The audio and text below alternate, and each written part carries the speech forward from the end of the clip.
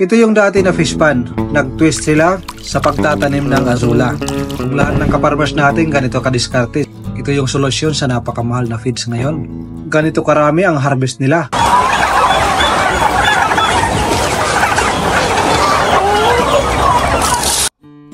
Mayroon ako nadaanan sa tabi ng kalsada. Sa una, malaking palaisdaan ito. Dati itong fish pan sa una. Nagtaka ko bakit puro na azula yung nakatanim. Nakausap ko yung may-ari, sabi nila, nalugi daw sila na pag-aalaga ng mga tilapia. At ang ginawa nila, nag-twist sila sa azula. Kitang-kita nyo naman kung gaano kataba at gaano kakapal ang kanilang azula. Para sa mga nanonood na mayroong palayan, ngayon mayroon na kayong idea kung anong gagawin nyo. Kahit yung isang kahon lang, gawin yung azula lahat, siguradong hindi ka na mamumroblema sa pagkain ng iyong manok at iba pang mga livestock na meron tayo sa backyard farm. Pag ganito nga namang karami ang iyong azula ay siguradong wala ka nang problemahin sa pagkain ng iyong alagang itik, alagang manok, kambing, pwede rin sa mga native na baboy, mga kaparmers. Kita nyo naman kung gaano kalulusog, pwede na makagawa ng feeds. Simula nang dumating ang azula sa Pilipinas, napakarami ng kaparmers ang natulungan nito. Kaya para sa ating mga kaparmers, kung mayroon kayong dating fish pan o palayan, pwede naman tayo magtanim ng isang kahon. Kung malawak ang isang kahon, siguradong tiba-tiba na ang harvest nyo. Hindi ka naman problema sa pagpakain ng iyong mga alaga.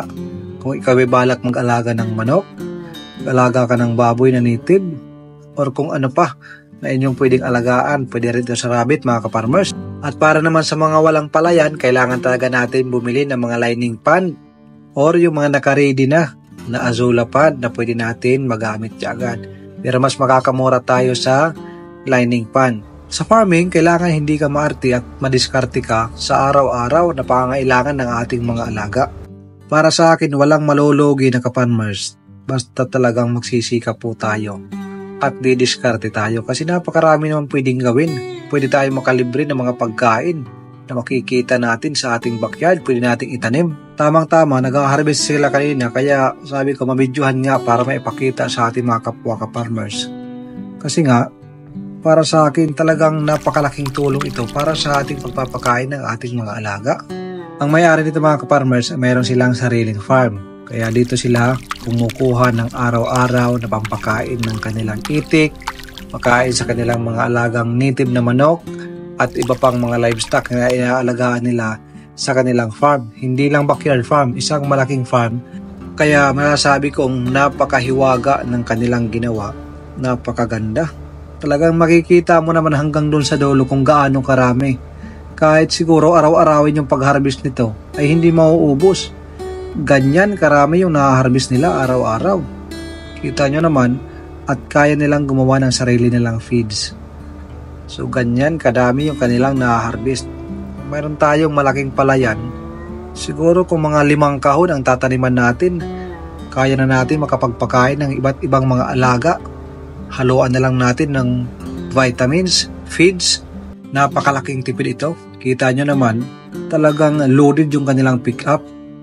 Talagang sabi ko napakaganda talaga at nadaanan ko at ma-share ko nga sa aking mga kapwa ka-farmers.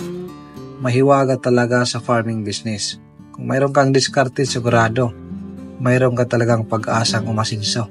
So ayun lang mga ka-farmers, medyo naaliw lang ako sa ginawa nila na dating isang fish pan, ginawang azula pan. Ganda. Sa tingin ko walang maghihirap na ka-farmers pag ganito ka-diskarte. Siguradong lahat tayo ay pwedeng kumita at umasinso. So ayun lang mga ka-farmers, hanggang dito na lang muna. Ayan lang muna yung ating may share ngayon.